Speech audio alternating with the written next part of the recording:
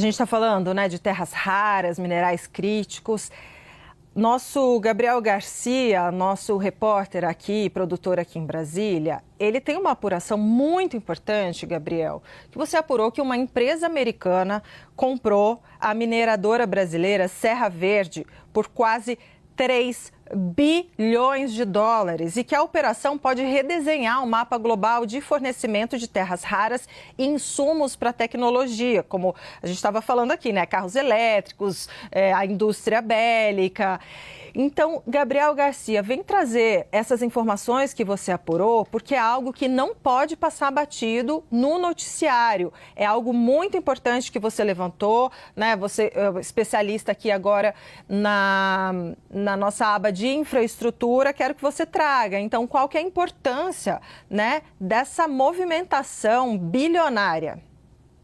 Oi, Débora. Definitivamente não pode passar batido. É um acordo, é uma compra que tem efeitos práticos imediatos. Foi um valor ali de 3 bilhões de dólares, cerca de 14 bilhões de reais. Valor esse que surpreendeu, inclusive, o setor de terras raras. Agentes do mercado ali desse setor que consideraram o valor extremamente alto e também se animaram, porque quando a gente vai olhar projetos de terras raras aqui no Brasil, a Serra Verde, embora seja a única produtora comercial de fato, a única mineradora que já vende comercialmente terras raras, não tem o maior depósito. Tem pelo menos 3 ou 4 depósitos maiores do que os depósitos da Serra Verde, ou seja, os agentes do mercado de terras raras ficaram extremamente animados, porque se o valor da Serra Verde foi esse, abre espaço para essas empresas venderem por ativos ainda maiores. E como você falou, é um acordo extremamente importante. A Serra Verde é hoje a única produtora comercial de terras raras fora da China, e a gente separou aqui alguns destaques desse acordo.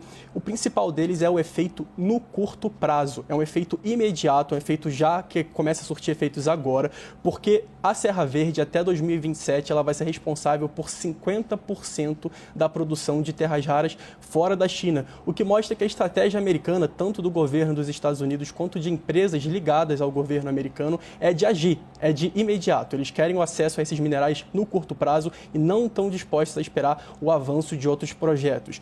O outro é a estrutura financeira desse acordo, como tudo foi montado. Para você ter uma noção, Débora, os próximos 15 anos de produção futura da Serra Verde já tem compradores garantidos, já tem acordos assinados entre empresas ligadas ao governo americano e já estão garantidos aí os próximos 15 anos de produção futura dessa mineradora.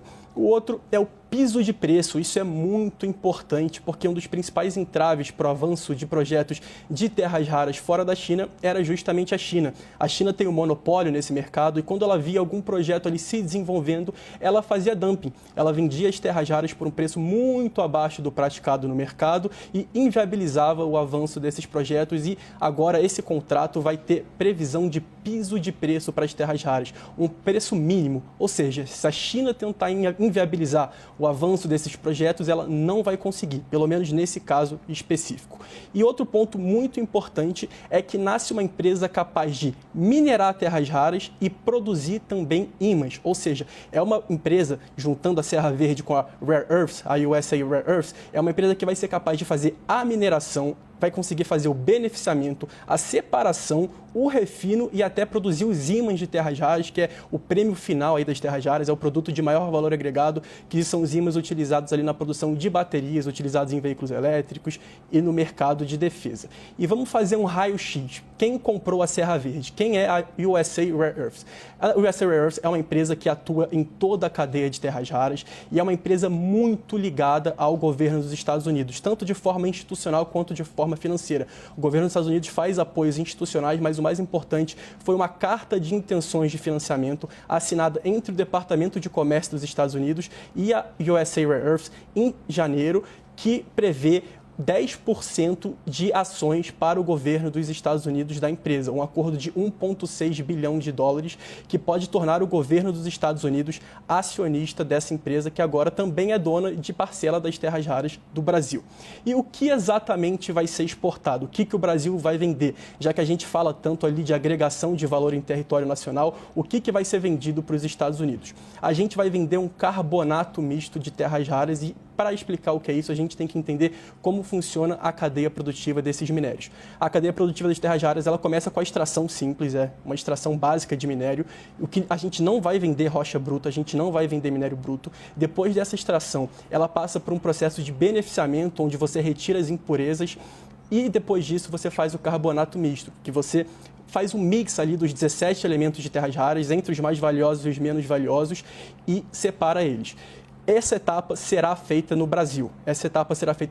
Porém, o refino vai acontecer nos Estados Unidos. Quando você tem um carbonato misto, o seu objetivo é separar os elementos mais valiosos dos elementos menos valiosos de terras raras. Ou seja, esse refino, essa separação vai acontecer nos Estados Unidos e a fase ainda mais avançada do processo tecnológico, que é a produção de ímãs, também vai acontecer lá e vai ser feito pela USA Rare Earths. Volto com você, Débora. Muito obrigada, Gabriel Garcia, trazendo essas informações importantes. E olha, se você quer ver em mais detalhes, tem essa reportagem do Gabriel, está no site da CNN Brasil.